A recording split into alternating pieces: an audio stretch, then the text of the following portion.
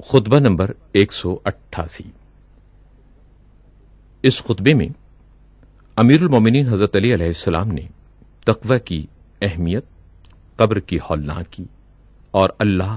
اور رسول صلی اللہ علیہ وآلہ وسلم اور اہل بیت علیہم السلام کی معرفت رکھنے والے کی موت کی شہادت بیان کرتے ہوئے ارشاد فرمایا ہے۔ امیر المومنین علیہ السلام اس خطبے میں ارشاد فرماتے ہیں، میں اس کے انعامات کے شکریے میں اس کی حمد کرتا ہوں اور اس کے حقوق سے عہدہ برا ہونے کے لیے اسی سے مدد چاہتا ہوں۔ وہ بڑے لاؤ لشکر اور بڑی شان والا ہے، اور میں گواہی دیتا ہوں کہ محمد صلی اللہ علیہ وآلہ وسلم اس کے بندہ اور رسول ہیں،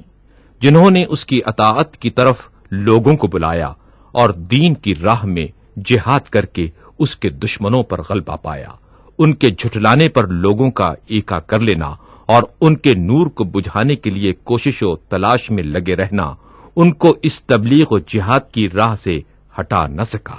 اب تم کو لازم ہے کہ خوف الہی سے لپٹے رہو، اس لیے کہ اس کی ریسمان کے بندھن مضبوط اور اس کی پناہ کی چوٹی ہر طرح محفوظ ہے، اور موت اور اس کی سختیوں کے چھا جانے سے پہلے فرائض و اعمال اپنے پورے کر دو، اور اس کے آنے سے پہلے اس کا سر و سامان کر لو اور اس کے وارد ہونے سے قبل تہیہ کر لو، کیونکہ یہ آخری منزل قیامت ہے، اور یہ عقل مند کے لیے نصیحت دینے اور نادان کے لیے عبرت بننے کے لیے کافی ہے۔ اور اس کی آخری منزل کے پہلے تم جانتے ہی ہو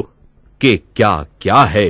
قبر کی تنگنائی، برزخ کی ہولناکی، خوف کی دہشتیں، فشار قبر سے پسلیوں کا ادھر سے ادھر ہو جانا، کانوں کا بہرا پن،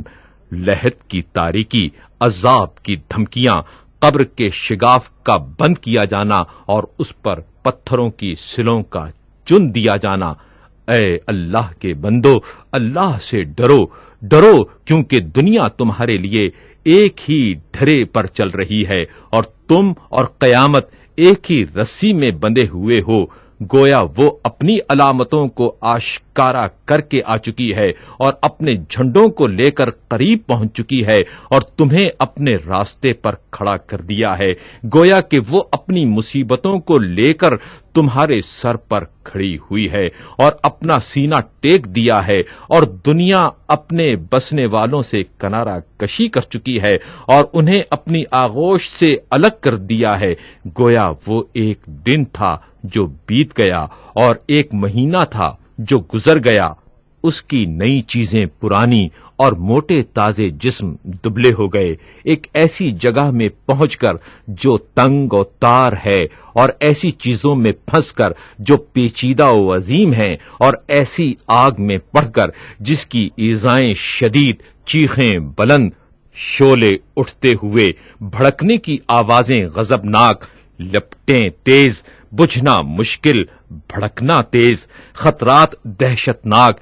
گہراؤ نگاہ سے دور اطراف، تیرا و تار آتشیں دیگیں کھولتی ہوئی، اور تمام کیفیتیں سخت و ناگوار ہیں۔ اور جو لوگ اللہ کا خوف کھاتے تھے انہیں جوق در جوق جنت کی طرف بڑھایا جائے گا، وہ عذاب سے محفوظ، عتاب و سرزنش سے علیحدہ اور آگ سے بری ہوں گے، گھر ان کا پرسکون، اور وہ اپنی منزل و جائے قرار سے خوش ہوں گے۔ یہ وہ لوگ ہیں جن کے دنیا میں اعمال پاک و پاکیزہ تھے اور آنکھیں اشکبار رہتی تھیں۔ دنیا میں ان کی راتیں خضوع و خشوع اور توبہ و استغفار میں بیداری کی وجہ سے، اور دن لوگوں سے متوش اور علیحدہ رہنے کے باعث ان کے لیے رات تھے۔ تو اللہ نے جنت کو ان کی جائے باز گشت اور وہاں کی نعمتوں کو ان کی جزا قرار دے دیا ہے، اور وہ اس کے سزاوار اور اہل و حقدار تھے، اس ہمیشہ رہنے والی سلطنت اور برقرار رہنے والی نعمتوں میں۔ لہذا اے اللہ کے بندو، ان چیزوں کی پابندی کرو جن کی پابندی کرنے میں تم سے کامیاب ہونے والا کامیاب اور انہیں ضائع اور برباد کرنے سے غلط کار نقصان رسیدہ ہوگا۔ موت آنے سے پہلے اعمال کا ذخیرہ مہیا کر لو، اس لیے کہ جن اعمال کو تم آگے بھیج چکے ہوگے انہی کے ہاتھوں میں تم گروی ہوگے، اور جو کارگزاریاں انجام دے چکے ہوگے انہی کا بدلہ پاؤ گے۔ اور یہ سمجھتے رہنا چاہیے کہ گویا موت تم پر وارد ہو ہی چکی ہے، جس کے بعد نہ تو تمہارے لیے پلٹنا ہے اور نہ گناہوں اور لغزشوں سے دستبرداری کا موقع ہے۔ خدا بند عالم ہمیں اور تمہیں